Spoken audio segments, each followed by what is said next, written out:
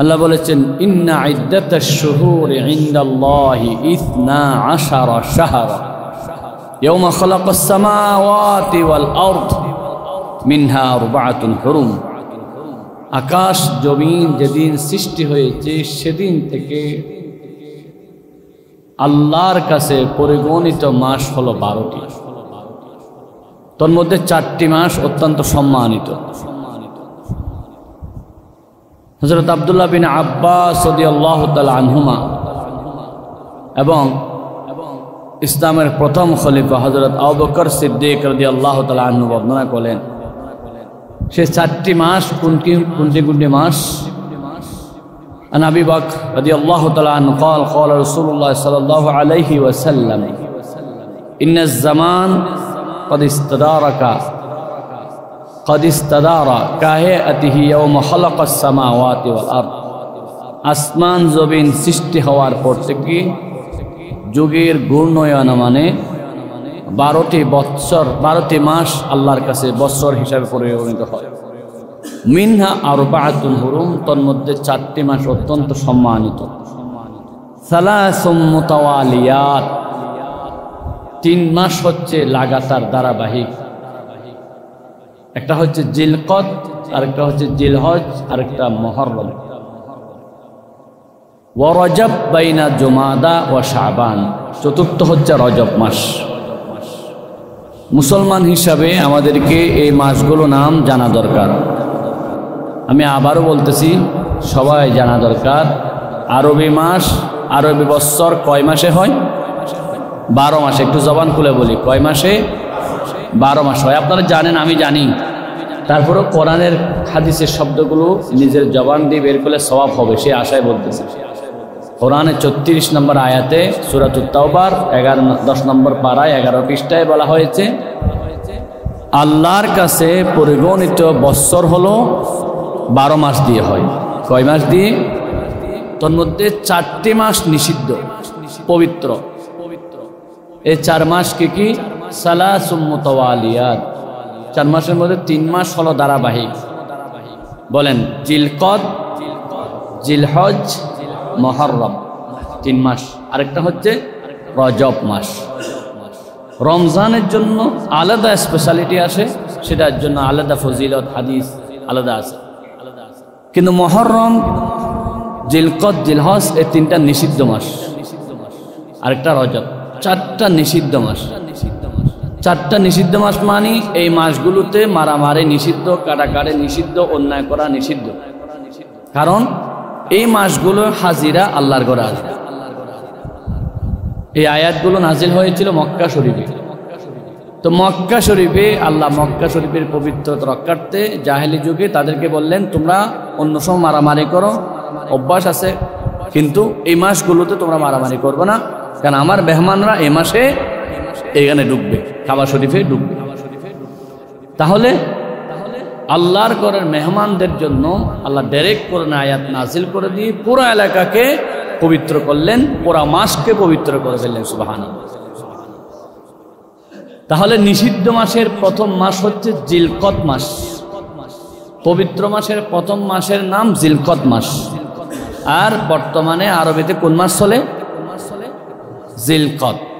এই মাস অত্যন্ত সম্মানিত মাস। আমরা তো এই মাসের মর্যাদা জানি না, সম্মান জানি না। এই মাসে জাহেলি যুগ থেকে মারামারি নিষিদ্ধ, কাটাকাটি নিষিদ্ধ, অন্যায় করা নিষিদ্ধ, সব নিষিদ্ধ। এই মাসের সম্মান আছে। জিলকদ মাস হচ্ছে নিষিদ্ধ মাসের 1 নম্বর মাস, প্রথম মাস। আল্লাহর নবী বলেছেন, ইখতাসাল্লাহু আরবাআতা আশহুর, 4টি মাসকে আল্লাহ বৈশিষ্ট্য দিয়েছেন, স্পেশালিটি দিয়েছেন। জাআলাহুল্লাহু হারামান, এই 4টি মাস আল্লাহ পবিত্র করেছেন। 1 নম্বর মারামারি, খুন খারাপি থেকে পবিত্র। 2 নম্বর ফালা তাজলিমু ফীহিন্না আনফুসাকুম, এই মাসগুলোতে কোনো জুলুম করা যাবে না। 4 নম্বর গুনাহ করা যাবে না। 3 নম্বর গুনাহ করা যাবে না, গুনাহ করলে ডাবল গুনাহ হবে। আর এই মাসগুলোতে বেশি বেশি করে আল্লাহর ইবাদত করতে হবে, হাদিস দ্বারা প্রমাণিত। জিলকত মাস আজকে 10 তারিখ। এই মাসের এত সম্মান কিসের জন্য? হাজিদের জন্য। বলেন কিসের জন্য? হাজিদের জন্য। হুজুর আমরা তো হাজি না, তা আমরা কেন সম্মান দেব?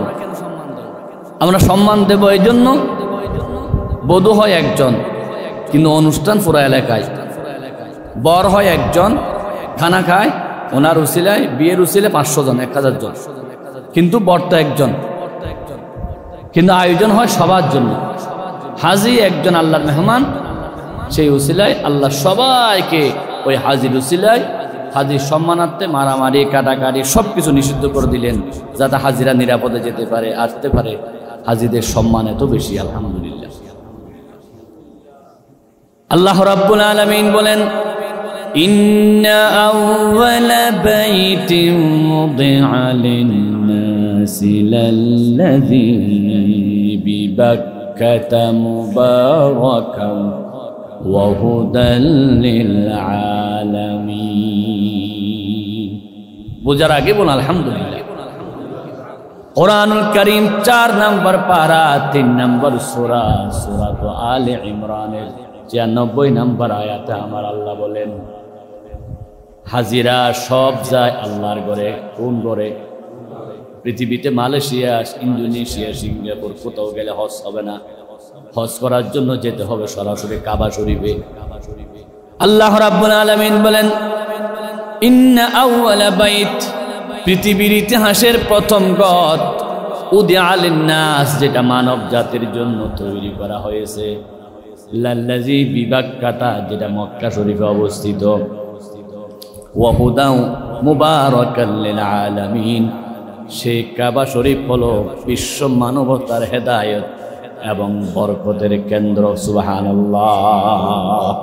পৃথিবীর প্রথম ঘর কাবা শরীফ। রাসূল করিম সাল্লাল্লাহু আলাইহি ওয়াসাল্লাম, আয়াতটি শান উসুল বলতেছে, রাসূল করিম সাল্লাল্লাহু আলাইহি ওয়াসাল্লাম মক্কা শরীফ থেকে মদিনা শরীফে যাওয়ার পরে আল্লাহ রসুল মদিনা শরীফে ইহুদি খ্রিস্টান সবাইকে নিয়ে একটা ঐক্যবদ্ধ সনদ করেছিলেন। সেটার নাম ছিল কি? মদিনার সনদ। রাসূল করিম সাল্লাল্লাহু আলাইহি ওয়াসাল্লাম সবাইকে নিয়ে ঐক্যবদ্ধ থাকার জন্য আল্লাহর হুকুমে নামাজ পড়েছিলেন কাবা শরীফকে বাদ দিয়ে। কোন দিকে? বাইতুল মুকদ্দাসের দিকে। এলাকায় সব শিক্ষিত মানুষ আপনারা জানেন, সেজন্য আমি রিমাইন্ডার দিচ্ছি। আল্লাহ নবী বাইতুল মুকদ্দাসের দিকে নামাজ পড়া অবস্থায় মন মানে না।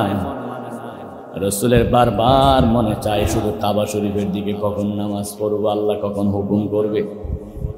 কারণ কাবা শরীফের অনেক মর্যাদা, অনেক ফজিলত, অনেক সম্মান। আর দয়াল নবী, রহমতের নবী সরাসরি কাবা শরীফের পাশে জন্ম নিলেন। সুবহানাল্লাহ। আল্লাহ রাব্বুল আলামিন নবীর অন্তরে জন্মদেশ হিসাবে কাবা শরীফের মুহাব্বত আলাদা করে ঢুকাইয়া দিলেন। বাইতুল মুকদ্দাসের দিকে নামাজ পড়ে কিন্তু নবীর মন মানে না, মনে চায় আল্লাহ হুকুম দিয়ে কাবা শরীফের দিকে নামাজ পড়ার জন্য। আমার নবীর দিলের খবর কেউ জানে না, আল্লাহ রাব্বুল আলামিন জানেন। আল্লাহ বলেন, কদ নারা তাকাল্লুবা ওয়াজহিকা ফিস সামা ফালানুওয়াল্লিয়ান্নাকা কিবলাতান তারদাহা ফাওয়াল্লি ওয়াজহাকা শাতরাল মাসজিদিল হারাম। হে আমার নবী, কদ নারা তাকাল্লুবা ওয়াজহিকা ফিস সামা, আকাশের দিকে যে বারবার তাকাচ্ছেন, আল্লাহ কখন হুকুম দিবি আকাশ থেকে ওহী নাযিল করবে কাবা শরীফের দিকে ফিরানোর জন্য আমি আল্লাহ দেখতেছি। কদ নারা, আমি দেখতেছি, তাকাল্লুবা ওয়াজহিকা ফিস সামা, আপনার চেহারা আকাশের দিকে ফিরতেছেন আর মনে মনে নিয়ত করতেছেন আল্লাহ যেন আকাশ থেকে হুকুম দিয়ে আমার চেহারাটা কাবা শরীফের দিকে ফিরাইয়া দেন। সুবহানাল্লাহ। ফাওয়াল্লি ওয়াজহাকা শাতরাল মাসজিদিল হারাম, আপনার মনের বাসনা আমি আল্লাহ পূরণ করতে গিয়ে এখন হুকুম দিলাম কাবা শরীফের দিকে ফিরে নামাজ পড়েন। সুবহানাল্লাহ। নামাজের 4 রাকাতে 2 রাকাত পড়লেন, বাকি 2 রাকাত আল্লাহ নবী দেরি করেন নাই, সাথে সাথে কাবা শরীফের দিকে ফিরে গেলেন। আল্লাহু আকবার। মক্কার মদিনার কাফেররা এবার বলা বলি শুরু করলো, আল্লাহ রসুল দীর্ঘদিন বাইতুল মুকদ্দাসের দিকে ফিরে নামাজ পড়লেন, এখন কিন্তু বাইতুল্লাহর দিকে ফিরে গেলেন কেন? তারা প্রশ্ন করতে লাগলেন। তাদের প্রশ্নের জবাবে আল্লাহ রাব্বুল আলামিন আয়াত নাযিল করলেন, ইন্না আউওয়ালা বাইতিন উদিআ লিন-নাস। হে মক্কার ইহুদি নাসারারা, তোমরা মনে করো বাইতুল মুকদ্দাসই সেরা, কিন্তু বাইতুল মুকদ্দাস এর আগেই প্রথম ঘর নাজিল হয়ে প্রথম ঘর নির্মাণ হয়েছে বাইতুল্লাহ শরীফ। সুবহানাল্লাহ। আমার নবী বাইতুল্লাহ শরীফের দিকে ফিরে গেছে, তোমরা তার বিরুদ্ধে কথা বলতেছো না। রাসূলুল্লাহকে আমি হুকুম করেছি এবং বাইতুল মুকদ্দাসের আগেই বাইতুল্লাহ শরীফ হয়েছে এবং এটার মর্যাদা অনেক বেশি। সুবহানাল্লাহ। আল্লাহ রাব্বুল আলামিন এই আয়াত নাজিল করে বাইতুল্লাহ শরীফের মর্যাদা দিলেন কত বেশি। আমার বন্ধুগণ, আপনারা আশ্চর্য হয়ে যাবেন। পৃথিবীর প্রথম ঘর কাবা শরীফ। ইতিহাসে লেখা আছে পুরা পৃথিবী ছিল পানিকে পানি ছাড়া আর কিছু ছিল না। পানির মধ্যে যখন ফেনা হয়, একটু ফেনা হয়েছিল, ফেনা হয়ে যাওয়ার পরে পানি একটু বুট বুট করে উপরে উঠে যায়। কাবুন মানে উঁচু হওয়া। আল্লাহর এই পানির জমিনে পানির মধ্যে যেখানে বুট বুট দিয়ে উঁচু হয়েছিল, সেখানে আল্লাহ রাব্বুল আলামিন কাবা শরীফ নির্মাণ করার হুকুম দিলেন। আল্লাহ নিজেই দুনিয়া সৃষ্টি করার আগে এখানে কাবা শরীফের চিহ্ন দিয়ে দিলেন। সরাসরি আরশে আজিমে আল্লাহর একটা কাবা আছে, সেটাকে বলা হয় বাইতুল মামুর। ওয়াত্তুরি ওয়া কিতাবিম মাসতুর ফি রাক্কিম মানশুর ওয়াল বাইতিল মামুর। 7 আসমানের উপরে একটা ঘর আছে, সেটার নাম হচ্ছে বাইতুল মামুর। কি নাম? সেখানে তাওয়াফ করে ফেরেশতারা।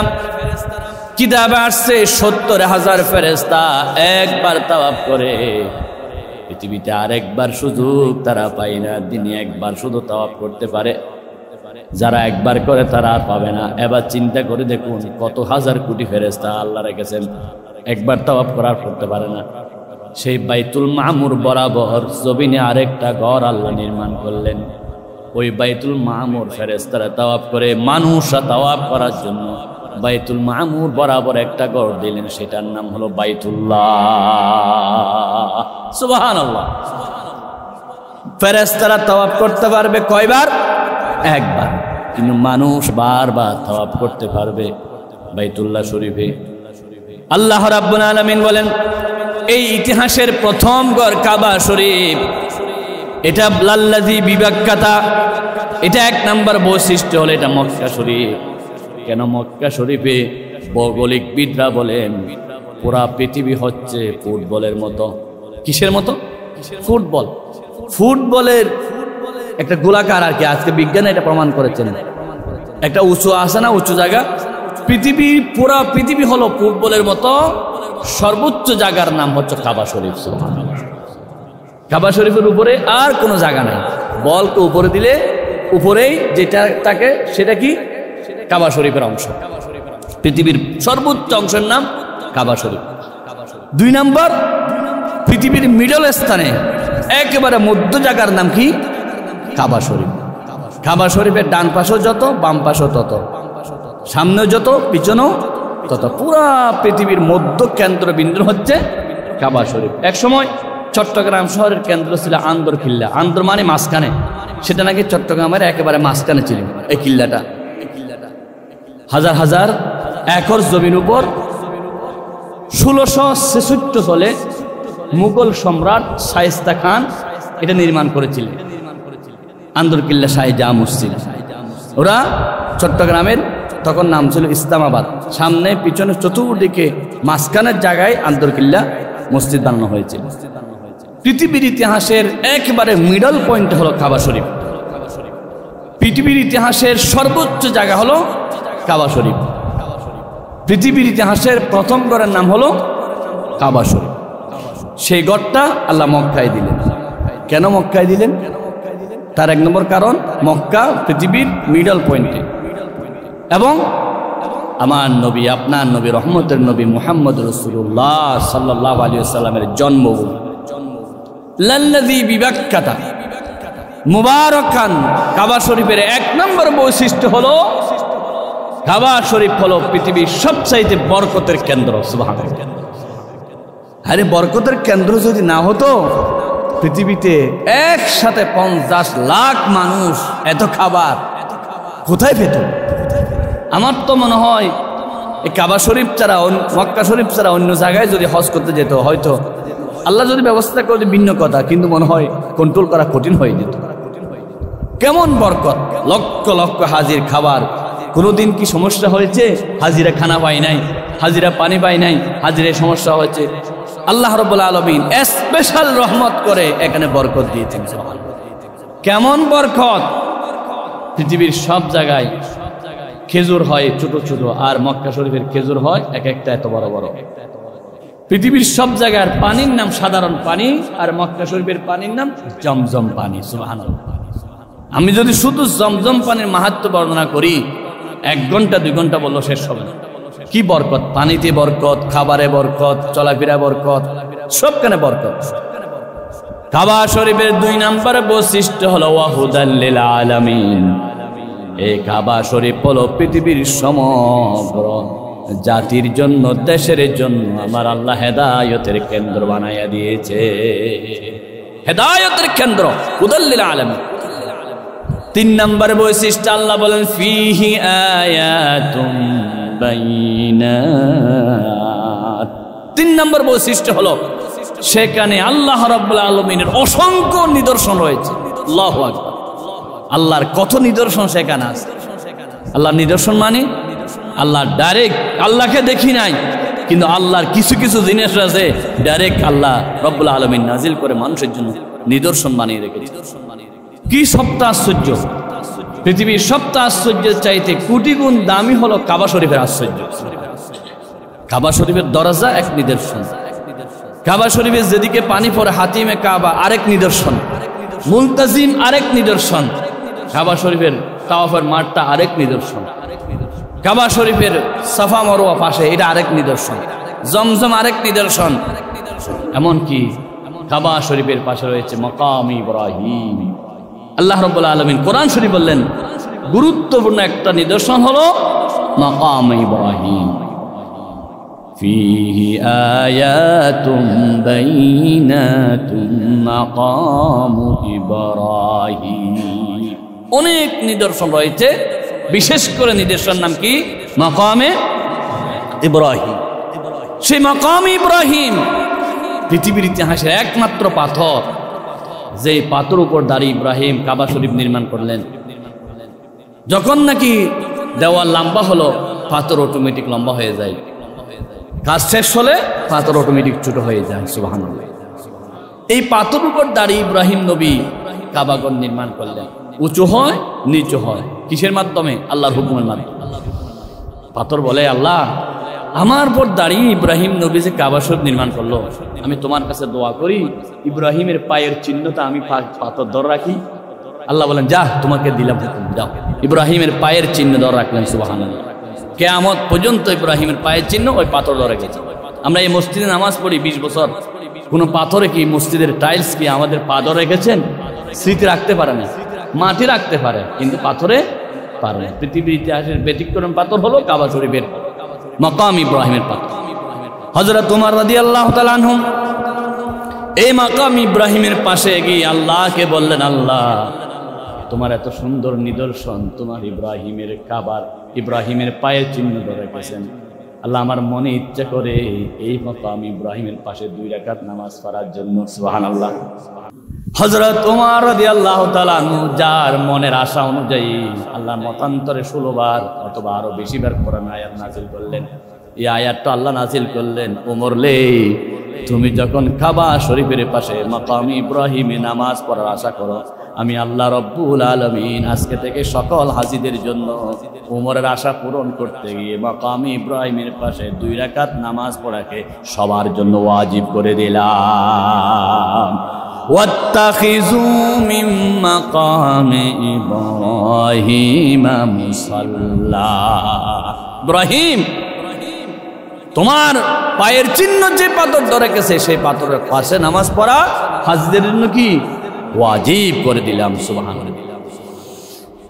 আমার বন্ধুগণ, এবার আল্লাহ রাব্বুল আলামিন বলেন, ওয়ামান দাখালাহু কানা আমিনা। কাবা শরীফের 5 নম্বর বৈশিষ্ট্য হলো, যারা কাবা শরীফের সীমানায় ঢুকে তারাই নিরাপদ হয়ে যায়। একটা মশা কাবা শরীফ মারতে পারবেন না, আপনাকে কামড় দিচ্ছে, রক্ত বের করে ফেলতেছে, আপনি মারতে পারবেন না, কারণ আল্লাহ পৃথিবীর সবার জন্য এটাকে নিরাপত্তার কেন্দ্র বানিয়ে দিয়েছেন। সুবহানাল্লাহ। হুজুর যদি মারি ফেলি, কেউ যদি বলে একটা মশা মারে, তাকে একটা ছাগল কোরবানি দিতে হবে। ওই মশা মারতে কামন দাগান বলে না আমাদের দেশে, সেটা কাবা শরীফে। মশা মারলো কি দিতে হবে? ছাগল দিতে হবে, দম দিতে হবে। মাছি মারলো দম দিতে হবে। কিতাবে আসছে, আমার বাবার খুনি আমি দেখতেছি কাবা শরীফে। তখন আইমা একরাম বলেছেন তাকে সেখানে মারা যাবে না। একটা কাজ করা যায়, প্রলোভন দেখায়া সেখান থেকে আস্তে আস্তে আস্তে আস্তে বাহির করতে পারবে, কিন্তু মারতে পারবেন না। কাবা শরীফে মারামারি হারাম, কাবা শরীফে কাটাকাটি হারাম, সবকিছু আল্লাহ নিষিদ্ধ করে দিলেন কাবা শরীফের সম্মান। ওয়ামান দাখালাহু কানা আমিনা। আমার আল্লাহ বলেছেন, যারাই কাবা শরীফের সীমানায় ঢুকবে তারাই নিরাপদ। সুবহানাল্লাহ। আল্লাহ রাব্বুল আলামিন বলেন, আওয়ালাম ইয়ারাউ আন্না জাআলনা হারামান আমিনা। নবী আপনি কি দেখেন না আমি আল্লাহ কাবা শরীফে কি নিরাপত্তা দিয়েছি? বাংলাদেশের মানুষ হজ করতে গেলে সুরমা আনে, কুরমা আনে, আতর আনে, পাথর আনে। অনেকে আনে না? হজ করতে গেলে খেজুর আনে, আতর আনে, পাথর আনে, কিন্তু এই শিক্ষাটা নিয়ে আসে না। কাবা শরীফে যে নিরাপত্তা আল্লাহ দিলেন, আমি নিজেই সেখানে অনেকবার যাওয়ার সুযোগ হয়েছে। আল্লাহর কোরআন শরীফের আয়াত বাস্তব সেখানে দেখি। পৃথিবীর 57টা মুসলিম রাষ্ট্র থেকে, সব দেশ থেকে মানুষ কাবা শরীফে হাজির হয়। আল্লাহ যে কত সুন্দর সুন্দর মানুষ যে তৈরি করেছেন, নারী পুরুষ একসাথে তাওয়াফ করতেছে। একদিনের জন্য কোনোদিন নিরাপত্তার বিঘ্নতা ঘটে নাই। কোনো পুরুষ হুর, বেহেশতের হুরের মতো সুন্দর সুন্দর নারী দেখেও কোনোদিন কাবা শরীফে গুনার কল্পনা করতে পারে না। আল্লাহ কেমন নিরাপত্তা দিয়েছেন। সমস্ত মহিলারা পুরুষরা একসাথে তাওয়াফ করবে, কোনো ভয় নাই, কোনো টেনশন নাই, কোনো জানা থেকে শুরু করে খারাপের কোনো নিদর্শনের কোনো চিহ্ন নাই। ওমান দাখালাহু কানা আমিনা। তার অর্থ কি? তার অর্থ হলো আল্লাহ রাব্বুল আলামিন যেন জানাইয়া দিলেন, আল্লাহ রাব্বুল আলামিন যেন জানাইয়া দিলেন, ওমান দাখালাহু কানা আমিনা। ভালো করে শুনুন, কান কানা করে শুনুন। এটাই হলো কোরআন শরীফের, কাবা শরীফের সবচাইতে বড় নিদর্শন। সেটা কি? বিদ্যুৎ আসছে, অসুবিধা নাই, আপনারা শান্ত হন, অসুবিধা। আমরা কোরআনের হাদিসের আলোচনা থেকে অন্যদিকে যাব না ইনশাআল্লাহ। ওয়ামান দাখালাহু কানা আমিনা। কাবা শরীফের চতুর্পাশে আল্লাহ নিরাপত্তা দিলেন। এটার সবচাইতে বড় মাহাত্ম্য, সবচাইতে বড় গুরুত্ব হলো এই যে কাবা শরীফের চতুর্পাশে আল্লাহ রাব্বুল আলামিন নিরাপত্তা দিলেন, সকলের গ্যারান্টি দিলেন, নিরাপত্তার গ্যারান্টি, শান্তির গ্যারান্টি, সুখের গ্যারান্টি যে কাবা শরীফের চতুর্দিকে দিলেন। যেখানে নারী পুরুষ একসাথে তাওয়াফ করলে কোনো সংঘর্ষ হয় না, জানা হয় না, খারাপ মনে আসে না। সে কাবা শরীফের বিধান যদি পৃথিবীর যে কোনো দেশে পালন করা যায়, অর্থাৎ কোরআনী আইন যদি চালু করা যায়, কাবা শরীফের পাশে যেমন নারী পুরুষ একসাথে তাওয়াফ করে 1000 বছরও একটা জেনার ঘটনা ঘটে নাই, বাংলাদেশেও যদি সেই কাবা শরীফের আইন, কোরআনী আইন চালু করে, তাহলে এই দেশেও কোনো জেনা থাকবে না। আল্লাহু আকবার। নিরাপত্তা তৈরি হয়ে যাবে, পুরুষের নিরাপত্তা। একটা মশা যদি কাবা শরীফ নিরাপদ থাকে, একটা মাছি যদি কাবা শরীফের নিরাপদ থাকে, কেন? সেখানে কোরআনে আইন আছে। কোরআনে আইন থাকার কারণে সেখানে যদি নিরাপত্তা থাকে, পৃথিবীর যে কোনো দেশে যদি কোরআনে আইন চালু করে, সেই দেশের মানুষ নিরাপদ থাকবে। সুবহানাল্লাহ। সে দেশের মানুষ শান্তি পাবে, সে দেশে জানা হবে না, চুরি হবে না, ডাকাতি হবে না। বাংলাদেশ যদি একটিবারের মতো যদি কোরআনী আইন দিয়ে হত্যার বিচার করে, চুরির বিচার করে, জেনার বিচার করে। আল্লাহর কসম, কাবা শরীফে যেই খোদার বিধানে শান্তি কায়েম আছে, সেই খোদার বিধান যদি এখানে চালু করা হয়, এখানেও শান্তি কায়েম হয়ে যাবে। সুবহানাল্লাহ বলেন। আমাদের দেশে শান্তি নেই কেন? কি না থাকার কারণে? কোরআন না থাকার কারণে। মনে করেছিলাম 5ই আগস্ট পেসিস চলে গেছে, দেশে শান্তি আসবে, কিন্তু পরিপূর্ণ শান্তি কায়েম হয় না। 5ই আগস্ট থেকে এই পর্যন্ত 61 জন মানুষ খুন করা হয়েছে। কজন? 61 জন মানুষ খুন করা হয়েছে। আশ্চর্য বিষয়। অথচ একজন মানুষ খুন করা মানে পুরা পৃথিবী ধ্বংস করা। কাবা শরীফ ধ্বংস করলে যে গুনাহ হবে না, তার চাইতে মারাত্মক গুনাহ হচ্ছে মানুষ খুন করা। কাবা শরীফ নির্মাণ করেছেন জাতির পিতা ইব্রাহিম, মানুষ নির্মাণ করেছেন, মানুষ তৈরি করেছেন স্বয়ং আল্লাহ রাব্বুল আলামিন। সেজন্য আল্লাহর হাবিব বলেছেন, মানুষের মনে কষ্ট দিও না। কাবা শরীফ ভাঙার চাইতে বড় কষ্ট হচ্ছে মানুষের মনে আঘাত দাও। 61 মানুষ, সোজা কথা। এটা তো সরকারের রিপোর্ট, পত্রপত্রিকার রিপোর্ট, সবকিছু অনুযায়ী। রিপোর্ট ছাড়া আরো কত মানুষ যে খুন হয়েছে, কত নারী শিশুতে নির্যাতিত হয়েছে। তার কারণ এখনো পরিপূর্ণ কোরআনী শাসন কায়েম হয় না। হত জালেম বিদা হয়েছে, কিন্তু কোরআনী শাসন কায়েম হয় না। যতদিন পর্যন্ত কোরআনী শাসন কায়েম হবে না, ততদিন পর্যন্ত মানুষ পূর্ণ নিশ্চয়তা, নিরাপত্তা পাবে না, পাবে না, পাবে না, পাবে না। ঠিক কিনা? মানুষের পূর্ণ নিরাপত্তা তখনই সম্ভব, কোরআনী আয়াত, কোরআনী আইন চালু হবে যখন, তখনই পরিপূর্ণ মানুষের নিরাপত্তা সম্ভব। এছাড়া মানুষের সম্পদের নিরাপত্তা, জীবনের নিরাপত্তা, মানুষের ছেলেমেয়ের নিরাপত্তা কখনো সম্ভব নয়। এখনো আমরা আরামে ঘুমাইতে পারি না। ছেলে মেয়ে স্কুলে যাওয়ার পরে আমার ছেলেকে নিরাপদ থাকবে কিনা, আমরা এখনো নিশ্চিত নয়। আমরা ঘরে আরামে ঘুমাতে পারবো কিনা, আরামে আমরা কুরবানি দিতে পারবো কিনা, কুরবানির টাকা নিয়ে গরু বাজার থেকে আনতে পারবো কিনা, চুরি থেকে, ডাকাতি থেকে আমরা নিরাপত্তা পাবো কিনা, ভেজাল টাকা দিয়ে আমাদেরকে বাজারকে ধ্বংস করা হবে কিনা, দ্রব্যমূল্য ঊর্ধ্বগতি হবে কিনা, সবকিছু থেকে আমরা এখন নিরাপদ নয়। তবে স্বস্তিতে আছি কিছুটা। কিন্তু পরিপূর্ণ নিরাপত্তার জন্য একমাত্র দরকার কিসের আইন? কোরআনী আইন, আল্লাহর আইন, কাবা শরীফের আইন। একসাথে তাওয়াফ করে একদিনের জন্য দুর্ঘটনা হয় না। কে নিরাপত্তা দেন? আল্লাহ রাব্বুল আলামিন। সেজন্য বলেন, ওমান দাখালাহু কানা আমিনা। যারাই সেখানে যায় তারাই নিরাপদ হয়ে যায়। সুবহানাল্লাহ। কারণ তারা আমার মেহমান। আপনার ঘরে যদি একজন মেহমান আসে, আপনি তাকে মেহমানদারি করার জন্য কত প্রস্তুতি নেন।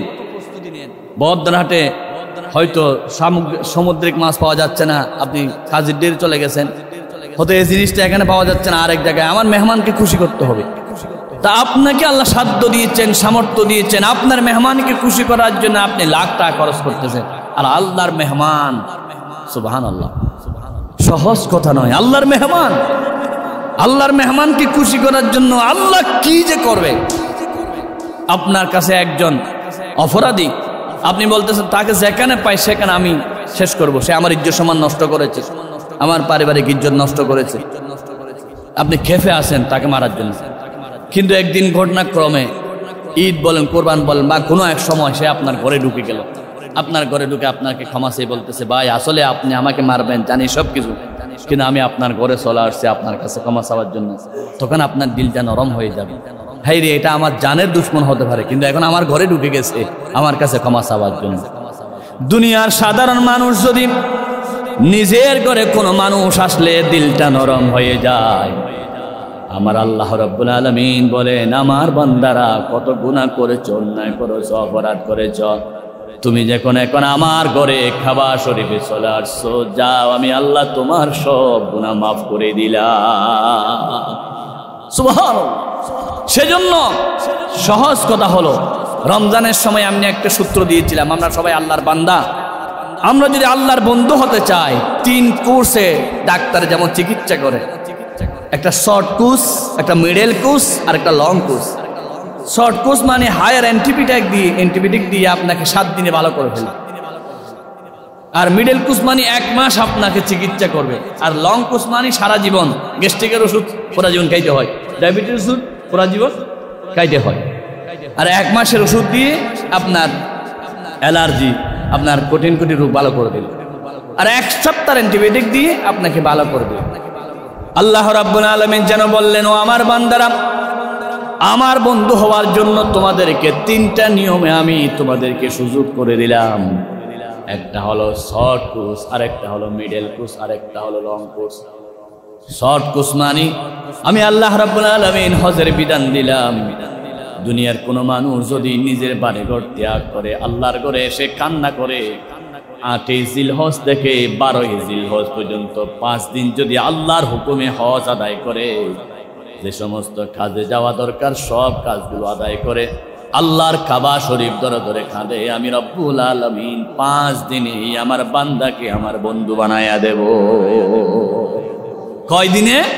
5 দিনে, 8 জিলহজ থেকে 12 জিলহজ। আর একটা মিডল কোর্স, মিডল কোর্স মানে মধ্যম রমজানের 1 তারিখ থেকে 30 তারিখ পর্যন্ত যদি মানুষ ইবাদত করে 30 দিনে আল্লাহর বন্ধু থেকে বান্দা থেকে বন্ধু হয়ে যাবে। সুবহানাল্লাহ। আরেকটা হলো লং কোর্স, পুরা জীবন করতে হবে, সেটার নাম হলো নামাজ। নামাজ মৃত্যু পর্যন্ত আপনাকে পালন করতে হবে। হজের ইবাদত হলো 5 দিন, রমজানের ইবাদত হলো 30 দিন, নামাজের ইবাদত হলো কয় দিন? পুরা জীবন। কিন্তু হজের এত গুরুত্ব, আল্লাহর হাবিব বলেছেন, আল হাজ্জু ইয়াহদিমু মা কানা ক্বাবলাহু। হজ এমন একটা জিনিস যেটা করার সাথে সাথে জীবনের সব গুনাহ আল্লাহ মাফ করে দেন। সুবহানাল্লাহ। আমার নবী বলেছেন, মান হাজ্জা লিল্লাহি ফালাম ইয়ারফুস ওয়ালাম ইয়াফসুক রাজা কায়াউমিন ওয়ালাদাতু উম্মুহু। আমার কোন বান্দা যদি, আমার নবী বলেছেন, আমার কোন উম্মত যদি আল্লাহর ঘরে হজ করতে যায়, গুনাহ না করে, হজের সব আদায় হুকুম আদায় করে, মায়ের পেট থেকে সন্তান ভূমিষ্ঠ হলে যেমন একেবারে নিষ্পাপ থাকে, হাজিরা হজ করার পরে সেরকম নিষ্পাপ হয়ে যায়। সুবহানাল্লাহ। তাহলে আল্লাহর ঘরের 1 নম্বর বৈশিষ্ট্য, এটা প্রথম ঘর। 2 নম্বর বৈশিষ্ট্য, এটা মক্কা শরীফে। 3 নম্বর বৈশিষ্ট্য, এটা হেদায়েতের কেন্দ্র। 4 নম্বর বৈশিষ্ট্য, এটা বরকতের কেন্দ্র। 5 নম্বর বৈশিষ্ট্য, এটা নিরাপত্তার কেন্দ্র, যারা সেখানে যায় তারা নিরাপদ। 6 নম্বর বৈশিষ্ট্য হচ্ছে এটাতে রয়েছে অসংখ্য নিদর্শন। এবার আল্লাহ বলেছেন, এতগুলো বলার পরে বলে, ওয়ালিল্লাহি আলান নাসি হিজ্জুল বাইত।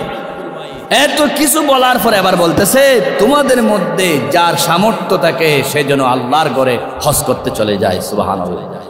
কি থাকলে? সামর্থ্য থাকলে। ইসলাম কি ব্যালেন্সপূর্ণ ধর্ম দেখেন। ইসলাম নামাজের ক্ষেত্রে বলেছেন সামর্থ্য থাকার কথা বল নাই। নামাজ ধনী গরিব সবার উপর ফরজ, সেটা 1 নম্বর। ইমানের পরে 1 নম্বর ইবাদতের নাম কি? নামাজ। সেখানে ধনী নাই, গরিব নাই, সবার জন্য। সুস্থ হলে, এমনকি অসুস্থ ব্যক্তিরও দাঁড়াতে না পারলে বসে, বসে না পারলে শুয়ে পড়ার জন্য বলেছে। 2 নম্বর, ইসলামের বিধান হলো রোজা। সেই কারণ নামাজ সবাই পড়তে পারবে, রোজা কিছু অসুস্থ মানুষ রাখতে পারবে না, তাদের জন্য সহজ করে দিলেন। কিন্তু সেখানে ধনী গরিবের ব্যবধান নাই। এরপর আল্লাহ বলেছেন যাকাত। যাকাতও সবাই দিতে পারবে না, ধনীরা দিতে পারবে, গরিবরা দিতে পারবে না। কারণ যাকাতের মধ্যে শুধু টাকার ইবাদত, আর হজ এটাতে টাকারও ইবাদত, শরীরের ইবাদত। আরবিতে বলা হয় ইবাদত মালি, ইবাদত বদনি। শারীরিক ইবাদত, আর্থিক ইবাদত, দুটাই একসাথে আছে। সেজন্য আল্লাহ রাব্বুল আলামিন বলেন, ওয়ালিল্লাহি আলান নাসি হিজ্জুল বাইতি মান ইসতাতা ইলাইহি সাবিলা। তোমাদের মধ্য থেকে যাদেরকে আল্লাহ সামর্থ্য দিলেন, আল্লাহ নিজের ঘর থেকে কাবা শরীফ যাওয়া পর্যন্ত যা টাকা পয়সা খরচ, এরকম সামর্থ্য যাদের আছে তাদের জন্য হজ করা আল্লাহ ফরজ করে দিলেন। সবাই আমার মুখে মুখে বলুন, হজ নফল না ফরজ? সুন্নত না ফরজ? ওয়াজিব না ফরজ? ফরজ, কোনো সন্দেহ নাই। হাদিস সাক্ষ্যে রাসূল বলেছেন, ইন্নাল্লাহ ফারাদা আলাইকুমুল হাজ্জা ফাহুজ্জু। আল্লাহ তোমাদের উপর হজকে ফরজ করে দিলেন, তোমরা হজ করো। আল্লাহ নবী হাদিস বলার পরে একজন সাহাবা দাঁড়িয়ে বললেন, ইয়া রাসূলুল্লাহ, প্রত্যেক বছর করতে হবে কিনা? রাসূলুল্লাহ নীরব রইলেন। আবারও বললেন প্রত্যেক বছর ফরজ কিনা? রাসূলুল্লাহ নীরব রইলেন। আল্লাহর হাবিব তৃতীয়বার বলেন, আমি যদি হ্যাঁ বলতাম প্রত্যেক বছরে তোমাদের উপর হজ করা ফরজ হয়ে যেত। হজ কিন্তু প্রত্যেক বছর ফরজ নয়, একবার জীবনে একবার ফরজ। আল্লাহর হাবিব বলেছেন, মান আরাদাল হাজ্জা ফালিয়াতাআজ্জাল।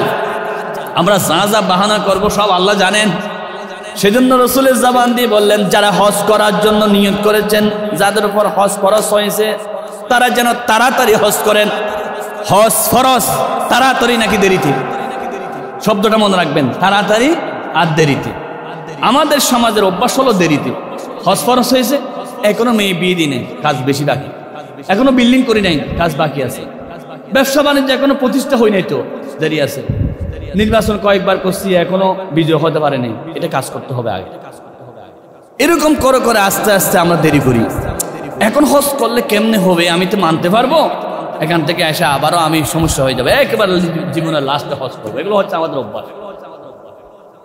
আমরাও মনে করি দেরিতে হজ করবো। রাসূলুল্লাহ সাল্লাল্লাহু আলাইহি ওয়াসাল্লাম কি বলেছে জানেন? আল্লাহর হাবিব বলেছেন, যে বছর হজ ফরজ হয়েছে সেই বছরে করো। তিনটে কারণ। এক নাম্বার, আগামী বছর আস্তে আস্তে তুমি অসুস্থ হয়ে যেতে পারো, হজ আর করতে পারবে না। আপনি কি আগামী বছর সুস্থ থাকবেন, কোনো গ্যারান্টি আছে? দুই নাম্বার, আগামী বছর, রাসূলের হাদিস, আগামী বছর আস্তে আস্তে এমন একটা বিপদ আসবে যেই বিপদে তুমি আর হজ যেতে পারবে না। যেমন করোনা মহামারী আসছিল, হজ বন্ধ হয়ে গিয়েছিল। তিন নাম্বার, আগামী বছর আস্তে আস্তে হয়তো তুমি মারাও যেতে পারো।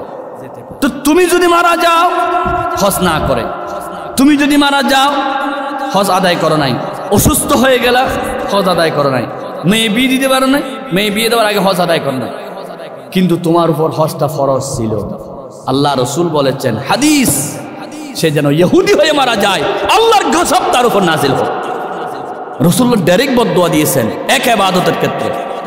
কোনো হাদিস নাই নামাজ না পড়ে মারা গেলে সে ইহুদি মারা যাক, হাদিস দেখাইতে পারবেন না। যাকাত না দিয়ে মারা গেলে সে ইহুদি মারা যাক, হাদিস নাই।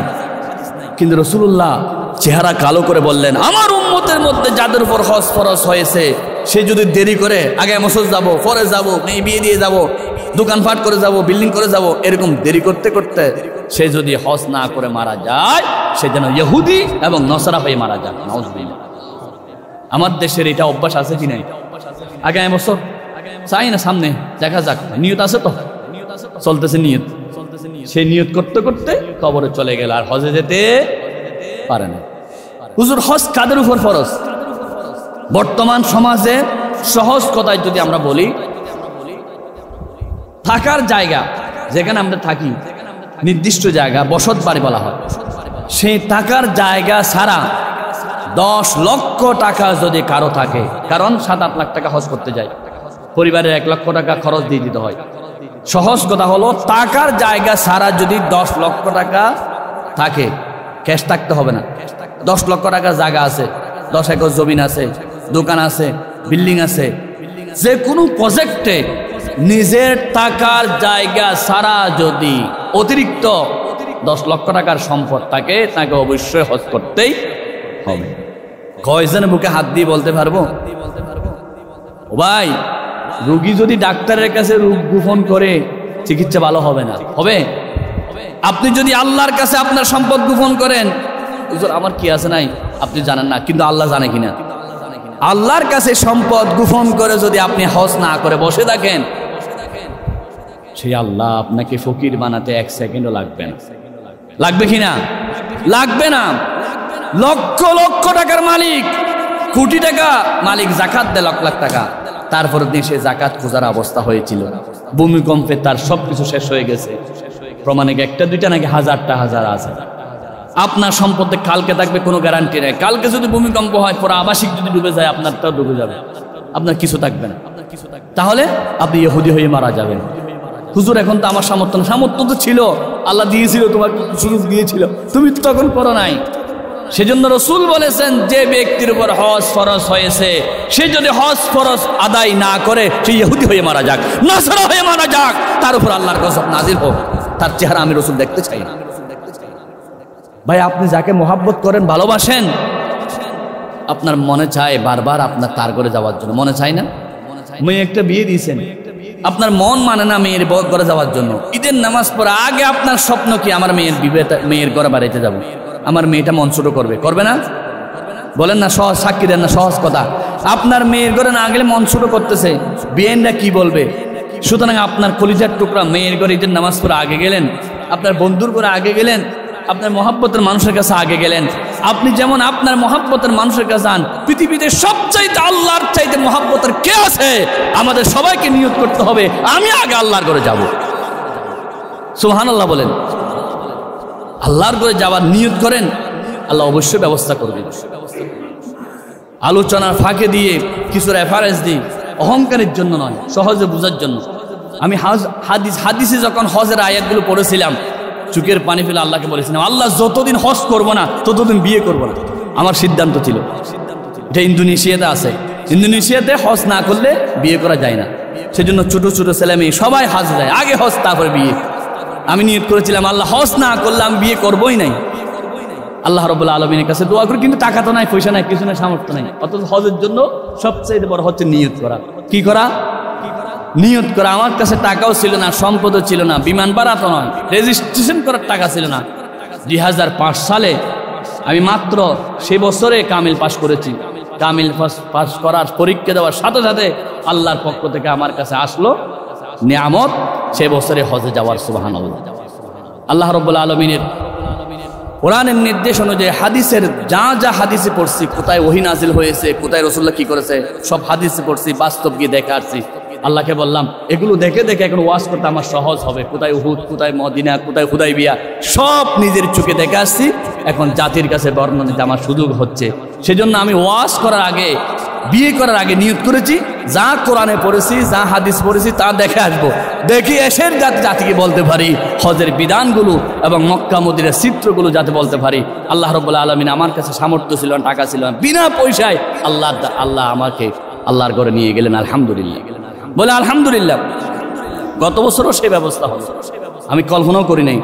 কিন্তু হজের 1 সপ্তাহ আগে আমার কাছে টেলিফোন আসলো, এবারে আপনাকে আবার হজ যেতে হবে। 1 টাকাও খরচ হয় না, বিনা টাকায় গত 2024 সালে আল্লাহ রাব্বুল আলামিন নিয়ে গেলেন। শুধু চোখের পানি ছিল, আল্লাহর দরবারে কান্না ছিল, আর কিছু ছিল না, আর কিছু ছিল না। টাকাও ছিল না, সামর্থ্য ছিল না, শুধু কি ছিল? চোখের পানি এবং নিয়ত। সুতরাং আপনি যদি নিয়ত করেন, আল্লাহ আপনাকে ব্যবস্থা করবে। হুজুর নিয়ত করব, তবে পরে। আমার দেশের লোকের হজের সমস্যা হলো এমন সময় হজ করতে যায় যখন শুদ্ধভাবে দোয়া করতে পারে না। ঘরে বসে বলতে যে হুজুর পাথরটা আপনি মারি নিয়ে, আমি পারবো না। কতজনের পাথর আমাদেরকে মারতে হয়েছে, কারণ 80-90 বছর হলে পরেই হজ যায়। যখন করে পাপ তখন যাই মাফ করার জন্য। অর্থাৎ উনি বলে যে 80-90 বছর আগে হজে গিয়ে লাভ নাই, কারণ আমি হজ রক্ষা করতে পারবো না। কিন্তু ইসলামের বিধান হলো হজ তোমরা যুবক অবস্থায় করতে হবে। কারণ যে কঠিন অবস্থা, কমপক্ষে আপনাকে 30 মাইল হাঁটতে হবে। মক্কা শরীফ থেকে মদিনা, মক্কা শরীফে জামরাতে যান, সাফা মারওয়া যান, সবগুলো মিলে আমি হিসাব করছি কমপক্ষে 30 মাইল একজন মানুষকে হাঁটতে হবে। তা 80 বছর 90 বছরের মানুষ কি এগুলো করতে পারবে? সেজন্য যুবক অবস্থায় যাওয়া হজের জন্য বেশি জরুরি। হুজুর আমার তো 5 লাখ টাকা 10 লাখ টাকা নাই। রাসূল করিম সাল্লাল্লাহু আলাইহি ওয়াসাল্লাম বলেছেন এতটুক না থাকলে কমপক্ষে উমরায় চলে আসো, মাত্র 1 লাখ টাকা, 1.5 লাখ টাকা খরচ, অল্প পয়সায়। কিন্তু আমার দেশের সমস্যা হলো সরকারিভাবে বাংলাদেশের দীর্ঘদিন পর্যন্ত ধর্মের উপর একটা নীরব বিপ্লব, নীরব জুলুম চলেছিল, ঠিক কিনা? দাড়ি রাখার উপর জুলুম, টুপি মাথায় দেওয়ার উপর জুলুম, নামাজের উপর জুলুম, ঠিক কিনা? অথচ তারা চাইলে যেই পরিমাণ ভর্তুকি মন্দিরে বা বিভিন্ন জায়গায় দেওয়া হতো, তার চাইতে আরো যদি দয়া করে বাংলাদেশের মুসলমানদের জন্য ভর্তুকি দেওয়া হজের জন্য, আমার মনে হয় বাংলাদেশে 80% মানুষ হজে যেতে পারতো, ঠিক কিনা? পৃথিবীর ইতিহাসে দেখেন, ইন্দোনেশিয়া দেখেন, মালয়েশিয়া দেখেন, 2 লাখ টাকায় হজ করা যায়। সব দেশে পৃথিবীর ইতিহাসে সবচাইতে জুলুম হাজিদের উপর বাংলাদেশে করা হয়। বাংলাদেশে হাজিদের যেতে হলে 7 লাখ টাকা। কিসের 7 লাখ? আরো যুক্তি দেখি জানেন, বলে বিমান যেটা যাবে হাজিকে নিয়ে, সেটা হাজিকে নিয়ে রেখে আসে, আবার খালি ফেরত আসতে হবে, আবার হাজিকে আনার জন্য যেতে হবে। 4 বার বিমান আপ ডাউন করে, সেজন্য 4 বারের হজের টাকা নিতে হবে। কেন? ওই হাজিদের উপর জুলুম করার জন্য। আর অন্যান্য দেশে প্যাসেঞ্জার বিমানে নিয়ে যাচ্ছে, হাজি নিয়ে যাচ্ছে, সেই বিমান দিয়ে অন্য প্যাসেঞ্জার আনতেছে, আবার প্যাসেঞ্জার নিয়ে যাচ্ছে, আবার হাজি আনতেছে। অসুবিধা কি? আল্লাহ তো কোথাও বলে না হাজিদের জন্য বিমান খালি নিতে হবে আবার খালি আনতে হবে। এটা একটা পলিটিক্স করে হাজিদের মাথায় বাড়ি মারার জন্য 1.5 লক্ষ টাকা বিমান ভাড়া। এটা কোথায় পেয়েছে? সবচাইতে বেশি ভর্তুকি দেওয়া দরকার ধর্ম মন্ত্রণালয় এই হজের জন্য। কারণ আমাদের প্রত্যেকের মনে স্বপ্ন আল্লাহর ঘর দেখা, ঠিক কিনা? প্রত্যেকের মনে স্বপ্ন রাসূলুল্লাহর রওজা শরীফ দেখার। যে রাসূলুল্লাহর রওজা শরীফ দেখার জন্য রাসূলুল্লাহর নামে সুন্নতে, নফলে, ফরজে, ওয়াজিবে প্রতিদিন দরুদ পড়তেছি, মনে চাই না একবার সেই রাসূলকে গিয়ে খানে দরুদটা শোনাবো? আবু বকর, ওমর, উসমান, আলী রিদওয়ানুল্লাহ আলাইহিম আজমাইন আমার রাসূলকে দেখে দেখে কালিমা পড়েছে, আমার রাসূলকে দেখে দেখে ভালোবাসছে। আর আল্লাহ, আমরা বাংলাদেশে জন্ম নিয়েছি বলে রাসূলুল্লাহর রওজাও দেখতে পারবো না? আল্লাহ রাসূল বলেছেন, যারা আমার রওজা শরীফে এসে সালাম দেয় আমি তাদের নিজ খানে সালাম শুনি। মনে রাখো, আবু বকর, ওমর, উসমান, আলী সরাসরি আমাকে দেখে যেমন সাহাবী হয়েছে, তাদের জন্য সুপারিশ করা যেমন ওয়াজিব, যারা আমি দুনিয়া থেকে যাওয়ার পর আমার রওজা শরীফে এসে সালাম দিবে ওরাও আমাকে সরাসরি দেখার মতো সওয়াব পাবে। এবং ওই সমস্ত হাজিদের জন্য সুপারিশ করা আমি রাসূলের জন্য ওয়াজিব। সুবহানাল্লাহ। মান জারানি বাদা মামাতি ফাকান্নামা জারানি ফি হায়াতি। আমার রাসূল বলেছেন, যারা আমাকে দুনিয়া থেকে আসার পর রওজা শরীফে এসে জিয়ারত করলো তারা যেন সরাসরি আমার সাথে জিন্দা অবস্থায় দেখা করলো, এবং তাদের জন্য সুপারিশ করা আমার উপর ওয়াজিব হয়ে যায়। আল্লাহু আকবার, আল্লাহু আকবার বলেন। ও আমার ভাইয়েরা, শুধুমাত্র হাজি দেখে দেখে চোখের পানি ফেলবেন না। নিয়ত করুন, সিদ্ধান্ত নিন, আল্লাহ এবছরে হজ যাব, হজ না পারলে উমরায় যাব।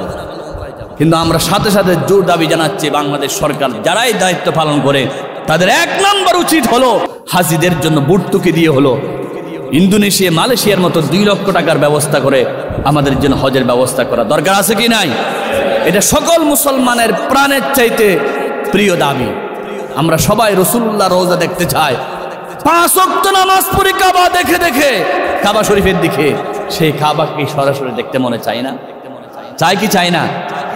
আল্লাহর হাবিব বলেন, আমার কোন উম্মত যদি কাবা শরীফের সামনে এসে প্রথম দর্শনে কাবা শরীফ দেখার সাথে সাথে দিলটা নরম হয়ে যায়, আমার উম্মতরা কাবা দেখে চোখের পানি ফেলে প্রথম দর্শনে যা দোয়া করে আমি আল্লাহ রাব্বুল আলামিন সব দোয়া কবুল করে নে। তোমার কাবা যদি হয় এত সুন্দর, না জানি তাহলে খোদা তুমি কত সুন্দর। আল্লাহু আকবার। আল্লাহ রাসূল বলেছেন, দুনিয়ার কোন মানুষ যদি কাবা শরীফে একবার আসতে পারে, সরাসরি 120টা রহমত তার উপর আল্লাহ নাজিল করেন। কয়টা? 120টা রহমত। অথচ আমরা সারাদিন কাঁদি একটা রহমত পাওয়ার জন্য। নবীজি বলেছেন, যারা কাবা শরীফের পাশে তাওয়াফ করে আল্লাহ রাব্বুল আলামিন স্পেশাল তাদেরকে 60টা রহমত দিয়ে দে। সুবহানাল্লাহ বলিয়েন না? কাবা শরীফের পাশে যারা নামাজ পড়ে স্পেশাল 20টি রহমত আল্লাহ তাদেরকে দিয়ে দেন। আমার নবী বলেছেন, নামাজও পড়তে পারে নাই, তাওয়াফও করতে পারে নাই, শুধু কাবা শরীফের দিকে দেখে থাকলো। মনিব, তোমার কালো ঘরটা এত সুন্দর, ও মনিব, এই কালো ঘরের দিকে তাকালে মন শান্তি হয়ে যায়। আমার আল্লাহ বলেন রাসূলের হাদিসের মাধ্যমে, শুধু একবার কাবা শরীফের দিকে তাকালে 20টি রহমত তার আমলনামায় যোগ হয়ে যায়। তাকালেই সওয়াব। পৃথিবীর ইতিহাসে এমন একটা ঘর দেখাইতে পারবেন না যেটা তাকালে সওয়াব। শুধুমাত্র বাংলাদেশের সংসদ ভবন দিকে তাকালে সওয়াব। হ্যাঁ, সংসদের দিকে তাকালে সওয়াব হবে? একমাত্র ঘর কাবা শরীফ, তাকালে সওয়াব। ও আল্লাহ, একবার হলো কাবা শরীফ তাকানোর তৌফিক দান কর। আর কতদিন তোমাকে না দেখে, তোমার কাবা না দেখে নামাজ পড়বো? নামাজ তো প্রত্যেকদিন পড়তেছি, আল্লাহ দেখে দেখে একবার নামাজ পড়তে পারিব তো তৌফিক দান। আল্লাহ রাব্বুল আলামিন আয়াতের শেষে বলেন, ওয়ামান কাফারা। ওহ, কি সুন্দর কথা! ওয়ামান কাফারা, পৃথিবীর কোন মানুষ যদি কাবা শরীফে তাওয়াফ করতে না যায়, উমরা করতে না যায়, একজন মানুষও যদি না যায়, ফাইন্নাল্লাহা গানিয়্যুন আনিল আলামিন, একজনও না গেলে আল্লাহর বিন্দু পরিমাণ ক্ষতি হবে না। সুবহানাল্লাহ।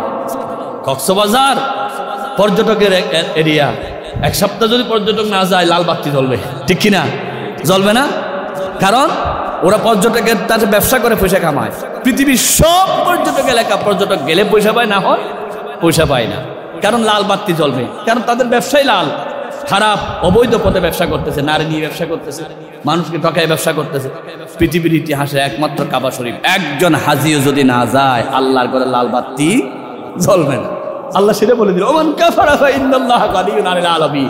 একজনও যদি না আসো আল্লাহর কোনো ক্ষতি হবে না, তোমরা আসলে তোমাদের লাভ হবে, না আসলে তোমাদের ক্ষতি। আল্লাহু আকবার। আমার ভাইয়েরাম, মনে মনে সিদ্ধান্ত নিন, 5 লাখ টাকা খরচ করে হজে যেতে না পারলো 1 লাখ টাকা, 1,20,000 টাকা খরচ করে হলো উমরার জন্য যাবো ইনশাআল্লাহ। বলেন ইনশাআল্লাহ। আপনি যদি 1,00,000-1.5 লাখ টাকা খরচ করে উমরায় যান, উমরাতে গিয়ে কাবা শরীফ ধরে আল্লাহকে আপত্তি দিয়ে আসবেন, আল্লাহ আমি উমরায় আসছি, এই কাবা ধরে ধরে ওয়াদা করতেছি আমি হজে আসবো ইনশাআল্লাহ। আল্লাহ আপনাকে কোন দিকে ব্যবস্থা করে দিবে আপনি কল্পনাও করতে পারবেন না। তবে আপনাকে আগে গিয়ে কাবা ধরে ধরে আল্লাহর সাথে ওয়াদা দিয়ে আসতে হবে, আল্লাহ উমরায় আসছি কিন্তু আমি হজে আসবো। আমি গত বছর হাজিদের এত সেবা করেছি আলহামদুলিল্লাহ। আমার কোনো হাজি অসুস্থ হয় বলে হাজিদের প্রেশার মাপা থেকে শুরু করে ডায়াবেটিস থেকে তাহাজ্জুদ নামাজের সময় প্রত্যেক হাজিকে ডেকে দিতাম। আমি মনে করতাম হাজিদের সেবা করলেই আল্লাহ খুশি হবে, এবং এটাই আমার ইবাদতের সবচেয়ে বড় মাধ্যম। সেজন্য হাজিদেরকে বেশি সম্মান করা, হাজিদের থেকে দোয়া চাওয়ার জন্য বলেছেন।